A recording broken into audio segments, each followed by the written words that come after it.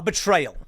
That's what a lot of people on the right are calling this quote unquote border bill, which I talked about earlier this morning, because it's not a border bill. It's an amnesty bill funding for Israel and Ukraine. The Ukraine would see $60 billion of it. And Chuck Schumer now demands the border never closes and the bill pass, or else U.S. troops will have to fight in Ukraine. He didn't say Ukraine specifically, but that's basically what he said. Quote, if we don't aid Ukraine, Putin will walk all over Ukraine. We will lose the war.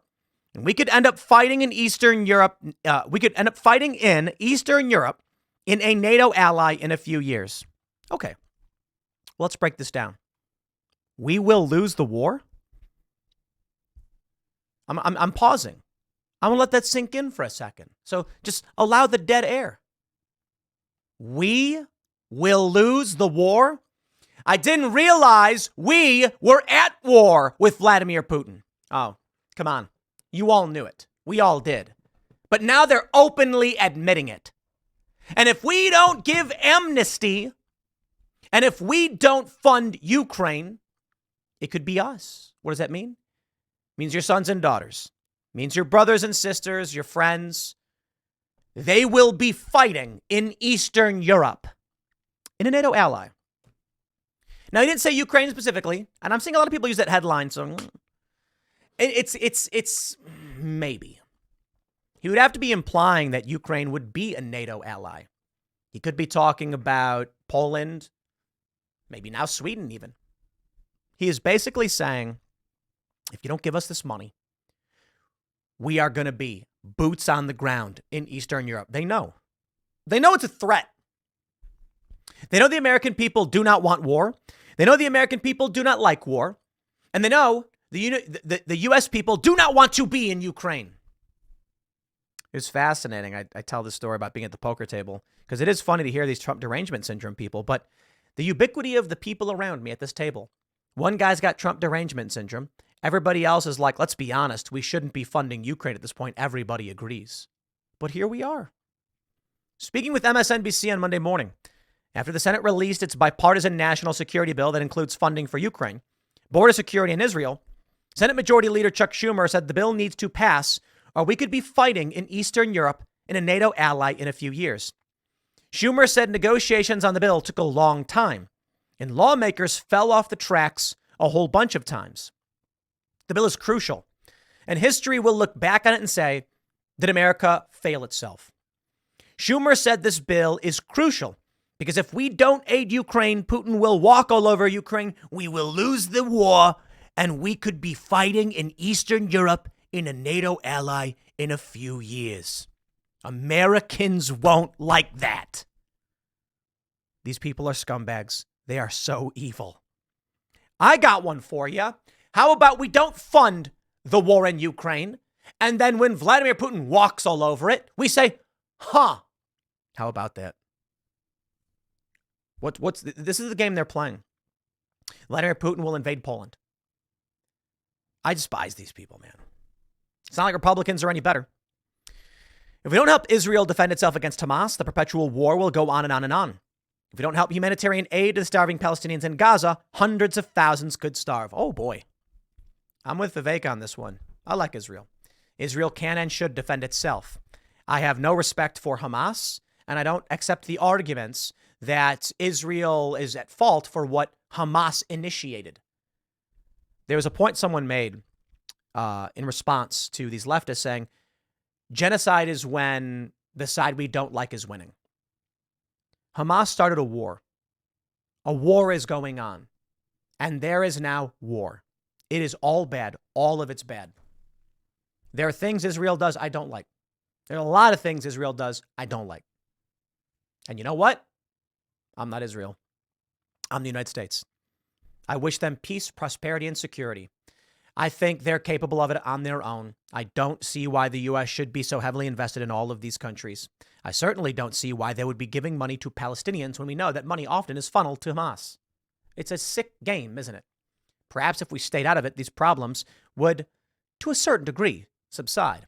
And again, to clarify, giving money to Gaza, which then funnels up to Hamas, who's in control of the region. I should say of the territory. I don't say the region because I'm not talking about the Middle East. It's a tough spot with Israel, but I'm sorry. As much as I've got many people who really love, and I totally get it, I'm America first, baby. We shouldn't be supporting and funding Somalia or Afghanistan or any of these countries, Israel included. I think it's fair to do trade deals and even cut some deals. I do understand the military prospects of an ally in the region, and I do understand that people are trying to wipe them off the map. Certainly, Israel gets a little bit more than Ukraine does, but still, I'm not playing this game where we're going to dump billions of dollars of our money into foreign wars. For what? Oil? Is it the best you can do? And this is the game they're playing. It's basically fund World War III or else you will have to go fight it. They can make an argument if they want it, but they don't make one. And the border. Everyone has said it's chaos. Too many Republicans, including Speaker Johnson, are just scared to death of Donald Trump. Donald Trump has said he wants chaos. Well, wait until I become president. That'll take at least a year. Ukraine could be gone. The border will get much worse. War in the Middle East will get worse. Schumer is an evil, despicable man. Now, I'll throw in this one. Trump has made those insinuations. He's basically saying, yeah, let it all, if all this chaos happens, then I'm going to get elected, huh? And then I can fix it. But that's the lie. The lie is that Republicans rejecting an amnesty bill that sends $118 billion, much of it overseas, that's chaos. Rejecting that is chaos. $60 billion to Ukraine, $20 billion to the border, $14 billion to Israel. And he says, if you don't do it, you're the bad guy. And this is why you have Trump derangement syndrome. Because crackpot evil scumbags like Chuck Schumer with a smile on his face will lie. They can make an argument. I'd love to hear it. Let's hear the argument. Russia's expansionist policies are going to cause an economic crisis in Europe. Not invasion of Europe, but the control of natural gas is straining European growth at a time when China is rapidly expanding. Thus, we need to stop Russia's monopolistic control in the region. We need Ukraine. We need to be able to run gas from other areas to offset the Gazprom monopoly, for which they control about 20% of natural gas into Europe. For that reason, we're at war. That's an argument. I can make all the arguments in the world. To my response is, wow, that's really bad for Europe. And the argument they come back with is, but China will expand. And my argument is, they are expanding. I don't know what to tell you, man. Is the issue we're going to Thucydides trap our way into World War III? How about we secure our borders, get our NATO allies to pay their fair share for national security? We should produce more energy in the United States, tap into the resources that is Alaska, encourage population growth and expansion in our home country, give anybody who has at least, let's say this, let's go totally broad with it. If you got 2 kids, you don't pay taxes. How does that sound? If you got 2 kids, no taxes. None. Income taxes, I guess. Or maybe we do a scaling thing, like you get 1 kid, then you get no property taxes, or we do something like that. We want to win, right? If that was the case, people like Chuck Schumer would be doing very different things. Europe being flooded by refugees and economic migrants does not help Europe grow. So the arguments that have been made, the argument about Gazprom and the expansion of Russia, their control on the gas market, I don't buy it. I don't buy it because they're destroying Europe. Their policies are gutting the country. They want to make an argument that China's doing it. Sure. Why allow the NGOs to facilitate this in Europe and in the United States? No. I think their real play is the destruction of everything. They're sending all this money here because it is gutting and destroying everything. Now, why would they do that? If you want to unify the planet, it's a long way to go. If you want everyone under the boot of one global ruler, we're a long ways away from that. Certainly, there are many people who do. But Europe, for instance, has been trying to mold everything into one state, the European Union, for a long time, and that power has been growing. Give it 100 years and it'll be solidified. The countries will be little more than states where the jurisdiction matters none. And that's what they want. How do you do it? Well, it's really difficult when everyone speaks different languages and has different culture. Flood the countries with a bunch of people from all over the planet. Same thing for the United States.